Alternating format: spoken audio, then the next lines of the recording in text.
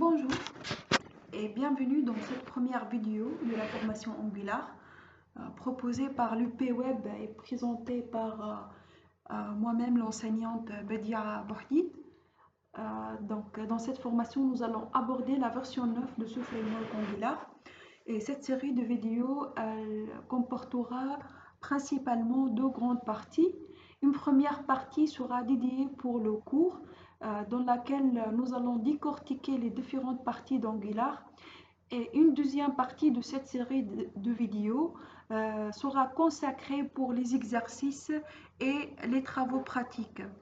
À la fin de cette formation, vous serez capable de développer des applications de type SPI, Single Page Application, en utilisant la notion des composants web implémentés par le framework Angular.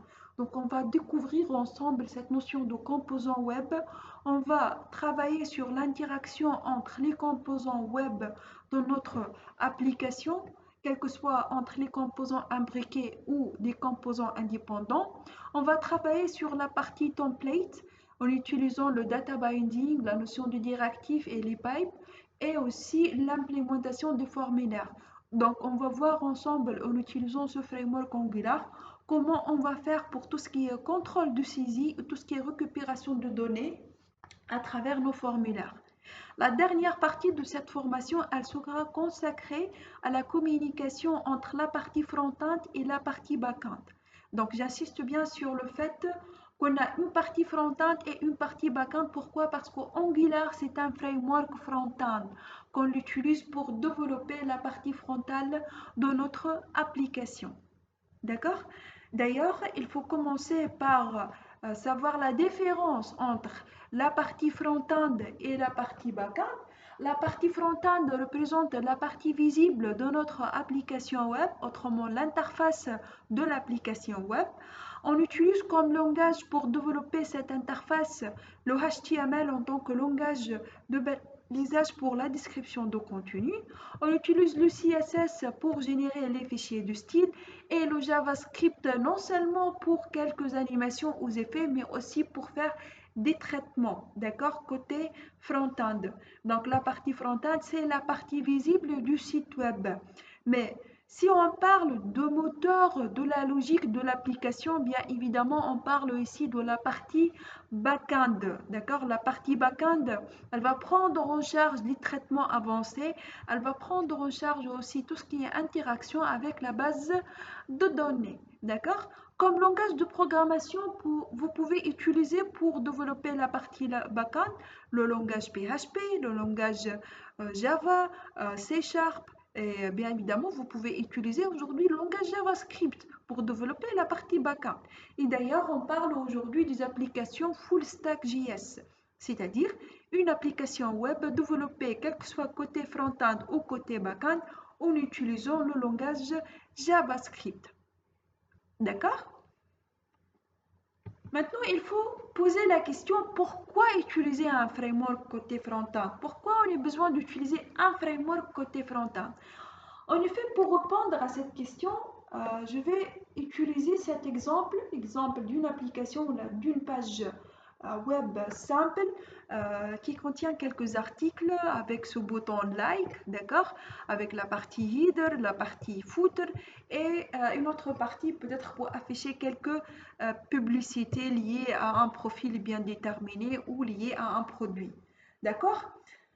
Voilà, et je vais me focaliser sur cette partie-là, c'est le fait que lorsque l'utilisateur il va cliquer sur ce bouton like, notre objectif c'est quoi? C'est d'incrémenter le nombre de likes. C'est-à-dire le clic sur ce bouton, il va incrémenter la valeur ou le nombre de likes.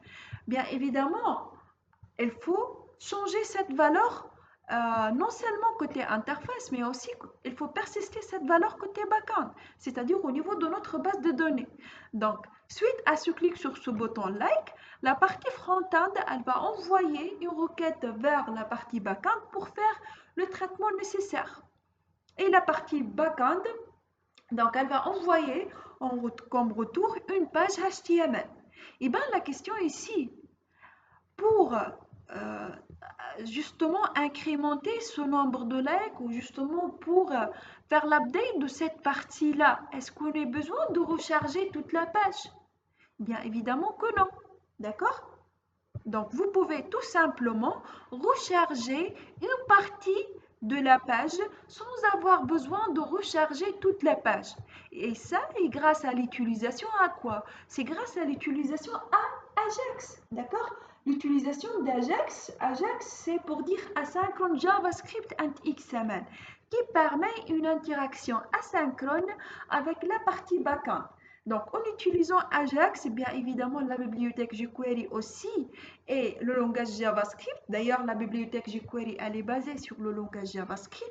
Vous pouvez recharger une partie de la page sans avoir besoin de recharger toute la page. Mais dans ce cas, imaginons la complexité de notre projet.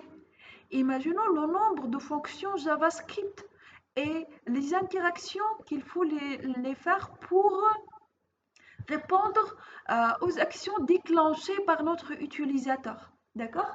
Donc oui, vous allez développer votre logique frontale avec le JavaScript natif. Il faut prendre en considération dans ce cas la complexité de projet ainsi que la structure de projet qui va être différente d'un développeur à un autre.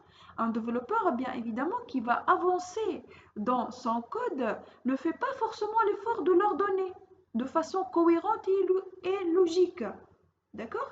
Donc, ça va engendrer ou ça va créer des applications jetables. Pour éviter ce problème, il faut bien évidemment travailler avec une véritable structure propre et lisible. Il faut travailler avec une structure logicielle prédéfinie. D'accord? Donc, et si on parle directement ou obligatoirement de l'utilisation d'un framework. Donc aujourd'hui, on a besoin de développer la partie frontale en utilisant un framework. Pourquoi ce besoin de ce framework? En fait, c'est très simple. C'est le fait de travailler avec un framework qu'on trouve bien encadré. Donc, comme son nom l'indique, le framework nous permet d'être plus discipliné et de ne pas partir dans tous les sens. D'accord? L'utilisation de framework aussi permet un gain de temps et d'efficacité aussi. Pourquoi? Parce que le framework apporte de nombreux outils qui permettent de ne pas réinventer la roue pour toutes les fonctionnalités courantes. Aussi, meilleure structuration de code. Pourquoi? Parce que le cadre et les directives fournies par les frameworks, indépendamment, est-ce que c'est un framework frontal ou framework utilisé côté backend? Donc ici, je parle voilà, des avantages de l'utilisation d'un framework. D'accord? Donc le cadre et les directives fournies par le framework permettent de donner une structure et par conséquence d'améliorer la qualité de code. D'accord? Donc, ils permettent de construire une unité cohérente et de simplifier la maintenance de l'application. Donc, un projet bien structuré, et bien évidemment, il est plus simple de le maintenir. D'accord? Donc, voilà les avantages de l'utilisation d'un framework côté front-end. Et bien sûr, il faut prendre en considération qu'un framework est toujours associé à un langage de programmation. Et si on va parler d'un framework côté front-end, bien évidemment, il faut utiliser un langage de programmation. Et comme j'ai déjà mentionné, le seul langage de programmation qu'on peut l'utiliser côté front-end, c'est le langage JavaScript. D'accord? Donc, on va travailler avec un framework JavaScript. L'utilisation de ce framework côté front-end a amélioré l'expérience utilisateur et la création des applications de type SPI. En fait, une application SPI ou une application monopage, c'est une application web accessible via une seule page web. D'accord? Il y a une page web unique. Donc, le but est d'éviter le chargement d'une nouvelle page à chaque action demandée et de fluidifier bien sûr l'expérience utilisateur. Alors que Pour les applications web classiques, et si on parle de MPI ou Multi-Page Application, ces applications sont composées par plusieurs pages qui seront rechargées selon la demande de l'utilisateur. Il faut dans ce cas donc prendre en considération la différence entre le SPI et le MPI ou l'application web classique dans la structure et aussi la relation entre le navigateur et le serveur. En effet, pour des applications SPI, le rôle du navigateur est beaucoup plus important que dans un site web classique.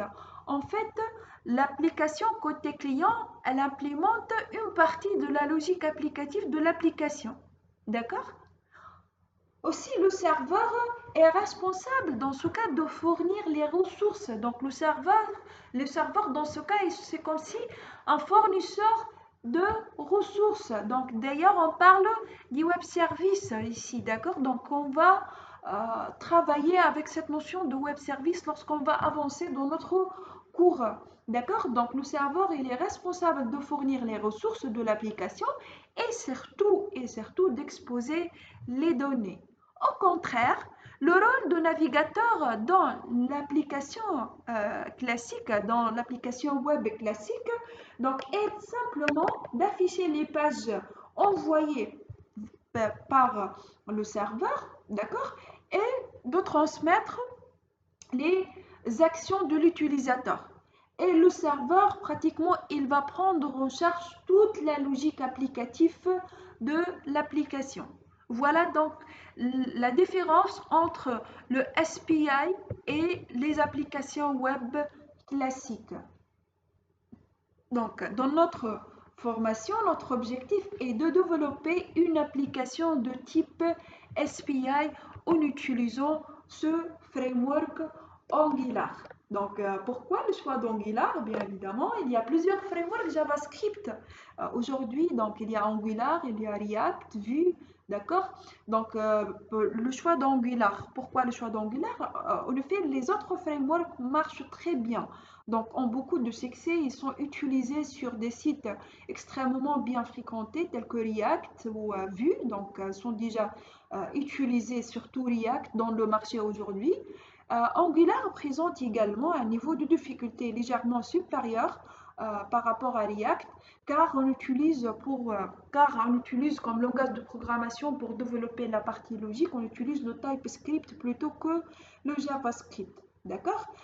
Mais bien évidemment, il faut prendre en considération que Angular, c'est un framework open source développé par Google donc, il y a donc un peu de chance qu'il disparaisse. Et l'équipe de développement de ce framework, c'est une excellente équipe. Et d'ailleurs, on trouve toujours des mises à jour, on trouve une documentation excellente par rapport à ce framework Angular. Aussi, l'utilisation de TypeScript en tant que langage de programmation permet d'augmenter la performance des applications développées avec ce framework Angular. Pourquoi? Parce que ce langage permet un développement beaucoup plus stable et rapide, aussi facile que l'utilisation de JavaScript native.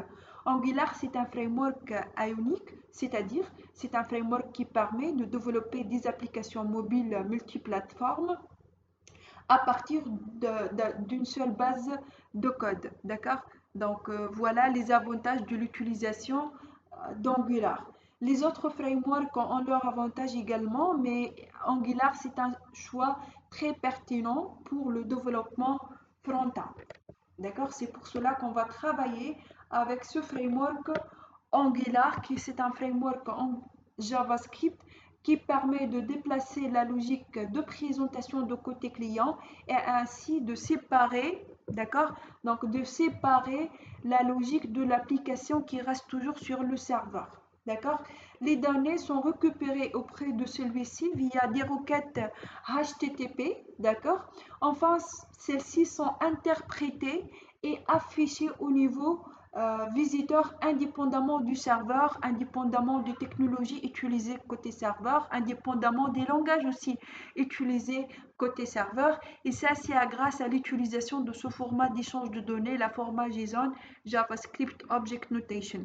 Donc la partie backend, elle va prendre en charge de l'interaction avec la base de données et elle va prendre en charge aussi tout ce qui est traitement avancé et elle va nous envoyer le retour sous format JSON selon bien sûr la demande de la partie client, donc selon les interactions ou selon les actions déclenchées par la partie client. D'accord?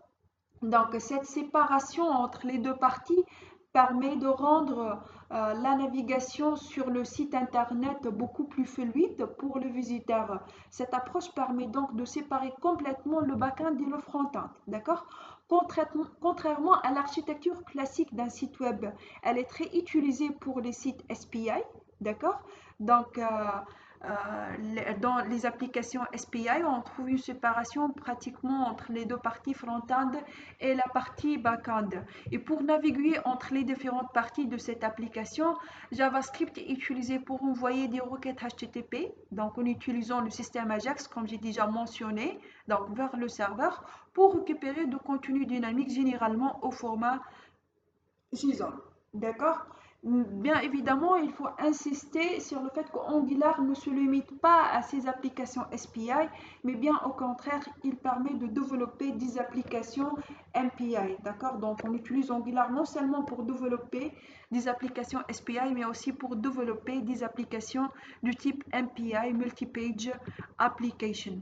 Parlons un peu de l'historique d'Angular. Donc, Angular, elle a apparu en 2010 sous le nom d'AngularJS. Pourquoi AngularJS? Parce qu'on a utilisé le JavaScript pour développer la partie métier de notre application front-end. Mais en 2016, et avec l'apparition de l'Angular 2, les applications Angular 2 sont écrites en TypeScript qui est ensuite compilé et traduit en JavaScript avant d'être exécuté par le navigateur web.